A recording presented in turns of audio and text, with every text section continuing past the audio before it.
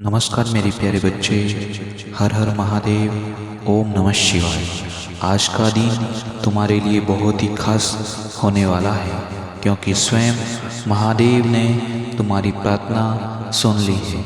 आज के दिन तुम कोई बहाना मत बनाना, क्योंकि आज स्वयं त्रिलोकीनाथ महादेव ने तुम्हें संदेश भेजा है, जिसकी प्रतीक्षा तुम कई सालों से करते आए हो।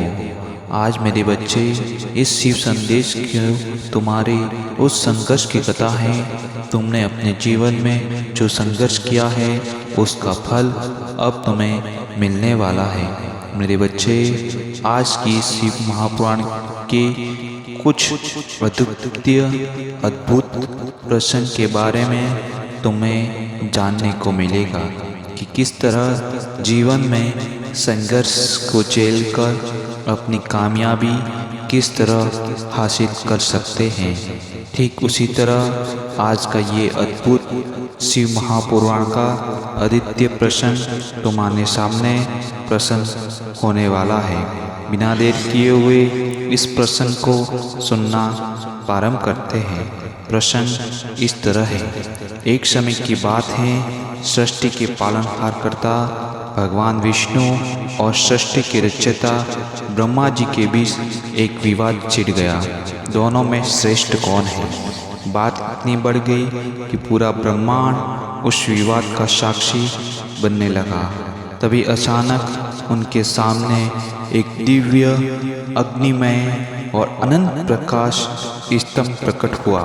उसका न आदि था, न अनादि दिखाई देता था और न अंत था।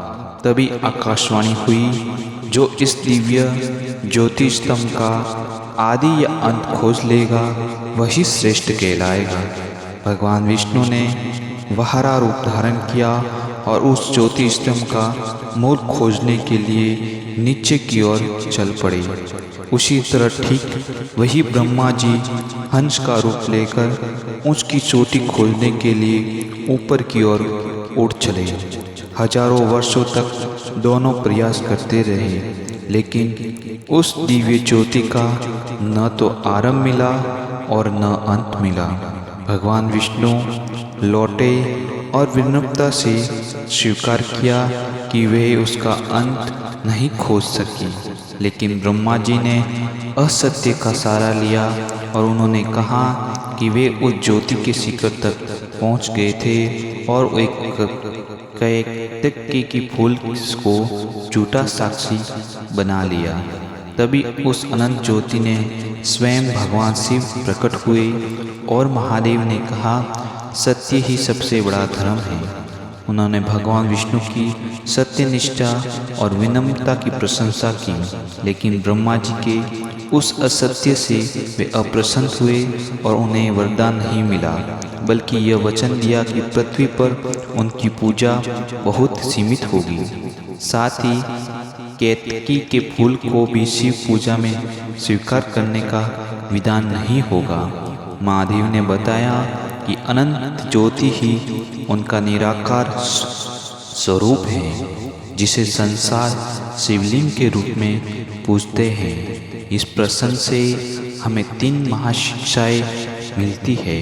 पहली, सत्य का मार्ग कठिन हो सकता है, लेकिन अंत में विजय उसी की होती है।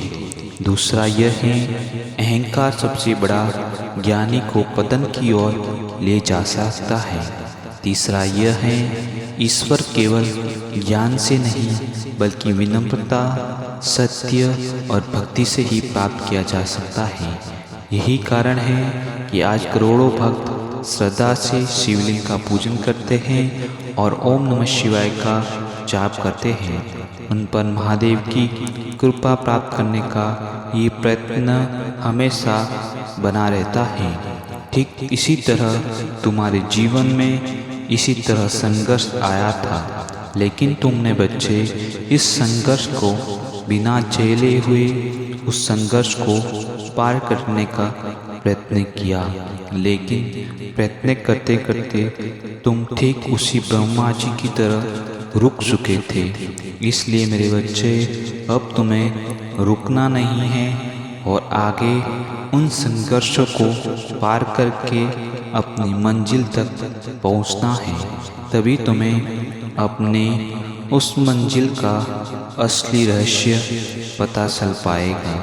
तो यह था तुम्हारे जीवन की इस कथा के माध्यम से जो तुमने संघर्ष किए, उन संघर्ष की संपूर्ण विवेचना। अगर यह शिव संदेश तुम्हें अच्छा लगा हो तो अभी इसी वक्त इस शिव संदेश को अपने परिवार और अपने प्रियजनों तक अवश्य पहुंचाओ। साथ ही वीडियो के कमेंट बॉक्स में अपनी राह अवश्य लिखो। अगर इस चैनल पर आप नए हैं तो इस चैनल को सब्सक्राइब करें, लाइक करें और वीडियो के कमेंट बॉक्स में अपनी राय अवश्य दिए। फिर मिलते हैं एक नए वीडियो में एक नए संदेश के रूप में। तब तक हर हर महादेव। धन्यवाद।